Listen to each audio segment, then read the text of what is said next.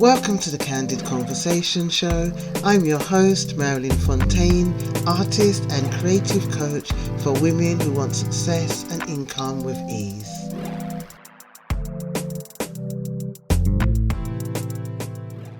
Welcome to the Candid Conversations. This is Marilyn Fontaine. This is episode 22, Diary of an Urban Healer Part 3. The last of the trilogy of my story, from spiritual seeker back to where I am here today. Well, the story continues to unfold, so we'll just make the story up until when I started to coach. So from teaching at adult education to working in a Bliss Creative Health Centre with my clients to where I am now. So last week I spoke about the workshops, the goddess workshops, and assisting my mentor Anna Zyman and doing that in my community. And this week I'm just going to cover finding my own identity, working with my coaching clients, relinquishing the beauty, and also introducing, bringing art, which I covered a bit last week anyway. But so I get to about 40 years of age, 40, coming up to 42, between 40 and 42 anyway. And I am getting tired of working and teaching, so I just concentrate on like massage, doing a bit of massage, because I had the belief that if I didn't stop doing massage, I'd have no money and nobody really wanted coaching. So I really started to push my coaching business, but I still taught part-time. And I remember working in Kensington and Chelsea College. I became a course director, and I knew I didn't really want to do it, but I thought, I can't, I can't just make money on coaching as it's on its own. And I remember somebody's partner one time saying, you can never just make money on your own massaging. I mean, nowadays, look at what's going on. But there was something, I don't know if you guys that are listening, there's a time when you know that what you're doing, you can do it full time, but you just need that break. And it's that feeling of, I know I'm working and doing this other job, but I just want to do my own thing. And that's what I was feeling when I started to coach. I was like, I know, with massage and beauty, I knew it wasn't 100% the thing I really wanted to do forever. It's something what am I doing, like, as an older woman, a bit of massage, a bit of healing. But to really, I have a Mercury in Leo and Jupiter in Leo. So it's expansion, it's mind, it's out there.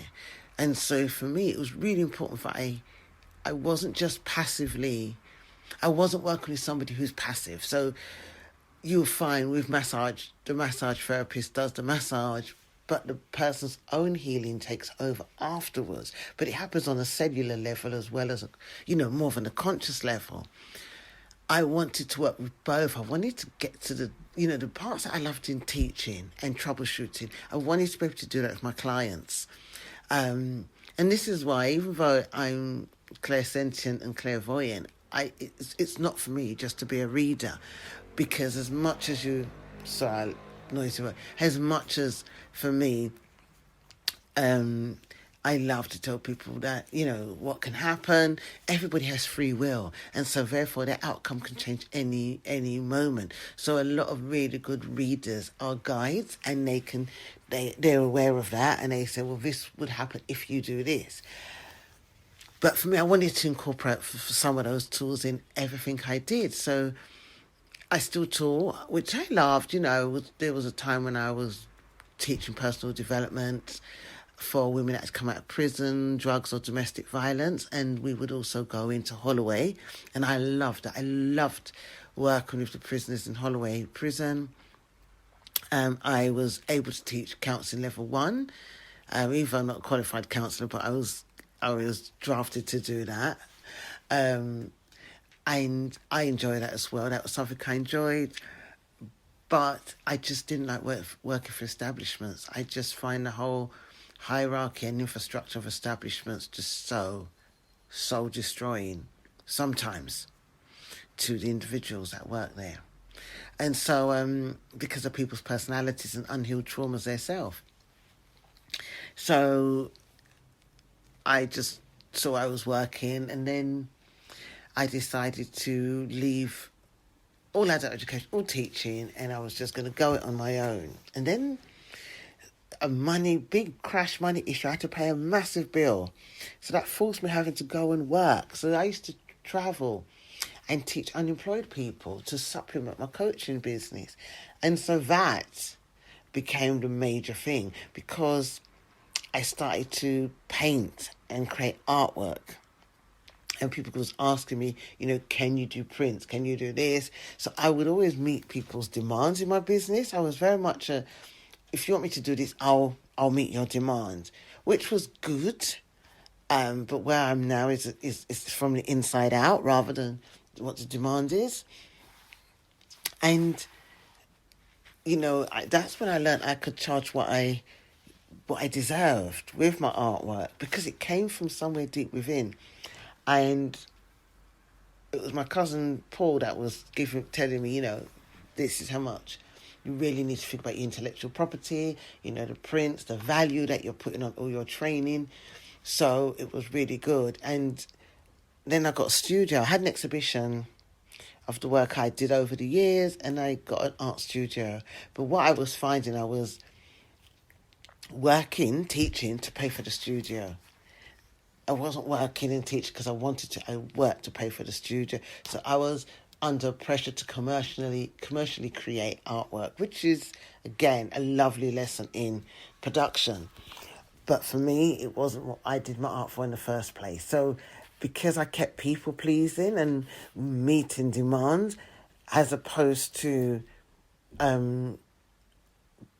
finding a product I love doing and putting it out, my makeup is doing what I love. And that's, there's some people that they just want to create a business because they just want to make money and create a business, and they want to meet a demand, and that's for them, but not for me personally. It worked for a while, but I always get that voice saying, I'm not happy. And so, because it's not intrinsic. And this is what I often tell my clients as well, it's nice doing something externally. If something is not intrinsic, it's not going to make you happy in the long run. But I was doing that. I was creating my artwork to a demand. I couldn't believe that it was just, I was making money from doing something which was lovely. Again, that old thought of not being good enough came up. And so did my exhibition, and then realised I was just getting really tired. But I was getting not only tired of running around, paying that for a studio, I was getting tired of working. I was working for an organisation, and then they changed hands. And at the time, it worked for me. But this is the curveball in our stories all the time, when we're going along the road and something happens and it's meant to happen. And it no longer became that nurturing place that supported me. Even when my dad passed, that place supported me. It just didn't feel right anymore. So I just stopped teaching. And I said, I'm just going to do this. I had to give up my studio. I had no money. But I wasn't happy because I was working for these people and it wasn't valuing me in the end. And so I just said, I'm going to see my clients. I've got nothing to lose. If things go wrong, if they go bad, then I will have to deal with it. And I stopped my calendar as well. So I stopped a lot of things that I was doing because I was meeting a demand and I should be appreciative of. And I really took that leap of faith and said, I don't know how long this takes, I'm going to do it. And I remember it was at March, maybe 2018 or 17. It couldn't have been 17 because my dad passed in 17. So it was 2018. And I gave up the work and I just embarked on I think I must have embarked on an advanced practice course at Mary Ward Centre. Yeah, I was still doing advanced practice and was about to have an exhibition. And that year I did so many art events free, like showing up, travelling exhibitions, and I don't know where the money came from, but they would come and I started to see clients at really low rate. And clients just started to come in. And for some reason, I felt a peace. I felt a really beautiful peace. And then my local authority asked to commission me to do some workshops and some like creative art projects. I wanted to base it on my artwork. And I did a series of 3-day workshops. And that just changed the trajectory of how I dealt with everything. And my clients started to come through. I was getting people from Instagram. And I hadn't got to where I am now. But it was my step in for me, just working for myself and trusting and saying, I'm going to put everything into this. I'm going to show up. I'm going to do what I need to do. I'm going to do these different things. But you know what? I'm a coach. I'm a coach and I'm an artist. And that is what I am. And I started to do the creative healing facilitators course like once or twice a year because I really wanted to show people how to do their own circles. So I got that accredited. But apart from that was once or twice a year. I was just doing my artwork, painting, putting on exhibitions, and just enjoying building my business. And my business was supporting me at a low rate, the low rate of the income, mind you. But it gave me some confidence in myself that I could do it. And even though I was supporting myself on the lower end of the scale financially, I still could support myself. So at the time, I think I was making like £800 a month. But for me, it was like, I don't care. I'm happy working for myself. So it was a big jump. You know, there was a couple of months where I made 1,500, but it was no more than 1,000. I think 1,200 the most I would be making. When I worked for that place, I would be making 1,500, 2,000, but still not as much as I could be making, putting in all those hours. And I'm a projector. We meant to rest. And so things started to build momentum. I decided I wanted to offer once a year the cacao ceremony in December. I thought I would do it cheap. So many women came. It felt so good because at that time now, I didn't need to make that money, which was really weird because when I was working for a company, I was running up and down doing so many different things. I would grasp and try and make some money. I didn't need to, and then the money just started to come. And when the pandemic happened, and that's when I'd gone through certain situations personally with family and friends, and a lot of things changed, and I had a lot of space to myself because of the pandemic. I was on my own, and so I was able to look at what was going on in my life and look at what I really wanted to bring in. And it brought me, because of the groups that was on Facebook at the time during the pandemic, it brought me in front of people like Susie Ashworth, the Life Coach School, the Black Coaches of Colour Collective. It brought me in front of those people that were making 6 figures and $1 million, 6 and 7 figures, doing what I'd been doing for the past years, a few years, as coaches. And they looked like me. I didn't know they existed. And so it made me dream bigger. And you know the story from then where I applied for funding and I started to do a group and I put my fees up to £80 as opposed to £50, which is nothing now, even still for a coach. But at the time, it gave me a bit of an income to get to the next step. And these are the steps that are really important, is the steps that you take. It's okay to charge less, but make that bit for a little while. You're getting data, you're getting experience, and then the next level and the next. And, you must be comfortable where you are. But when I look at my journey from, I still see the same person. Even if I'm different, I've got a total new identity. But in terms of my alignment with supporting people and creating experiences through my art and creativity, I see the person I was always... I always felt I was this person. I didn't know how to bring her out into this world and feel brave and feel secure and stand in that place of being her.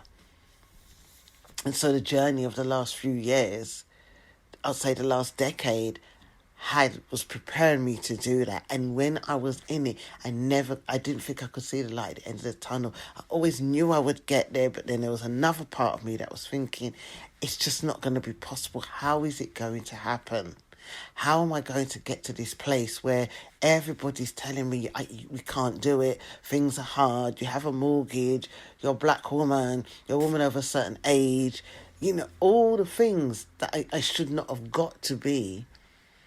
I got that, and then I was introduced to a world of people that had come from even worse backgrounds than I had, or more challenging, doing things 10 times as much as I want, 10 times better than where I was. And so the journey is really funny because I wanted to make it about the journey, all the wonderful things I encountered along the way. They were brilliant, don't get me wrong. And there was so much walk on parts, Through my own business, I found who I was as a woman, my sexuality, my confidence. However, I feel for me, the biggest takeaway coming to this place now, talking about my journey, is the fact that I never lost sight of my vision, of my knowing, and I kept coming back. I didn't care what it looked like. I just was in the moment, and all those things that I did and I let go of, I felt compelled to do them. And sometimes I was thinking, why are you doing this? Not this again. Like, when are we going to arrive at this place? But you are. It's not that you arrive, it's that you become. And what I want to say to you is to leave you with this part, is that feeling where you're at a job that you just don't like, or you've taken another contract or a job because you just want to support your business. And you're saying to yourself, I can't be doing this again. I know somewhere inside of me there is that CEO, that's that creative, that's that artist, that is that business owner that is there. And I need to trust her and be her. And when you get that feeling and you think that thought, that's when you say, this is when you say to her, how are we going to make decisions now? You engage her to start making the decisions for you. And this is what I did in 2018 when I said, I'm going to make sure that this art and this coaching business is the only thing I'm doing. I'm done with all the other stuff now. I'm done with it. I'm going to make this business work. I don't know how, but I'm going to make this business work. And if I have to get a lodger, I would do it, but I'm going to make this business work. Because I made this company so much thousands of pounds and got them so much funding. There's no way I couldn't do that for myself. And I was seeing my students having successful businesses and things like that. I did not want to be bitter, which is the not self for my human design. So I didn't want to do that. So I started to make her take control and take the reins. And she's the unapologetic part of me. So I hope that you enjoyed this episode. And next week I have a special guest. I'm going to be interviewing Mars Lord, who's a coach from the UK, a jeweler, and so many other things. So we'll be talking about being black coaches in the UK, and working with high ticket, but also from a client-centered approach, and how we find it, and various other things as well, like reproductive justice and issues around women's rights, perhaps. Don't know where it's going to go, but I'm looking forward to it. And until then, bye for now.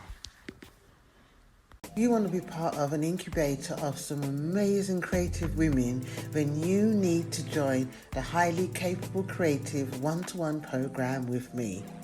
To join, you can just contact me at www.mjfontaine.co.uk and book a sales call with me to join this amazing 6-month program where we get to work on your creative business. We also get to work clearing your blocks and also bringing that confidence up to 100 so you can stand in your agency and live your best life.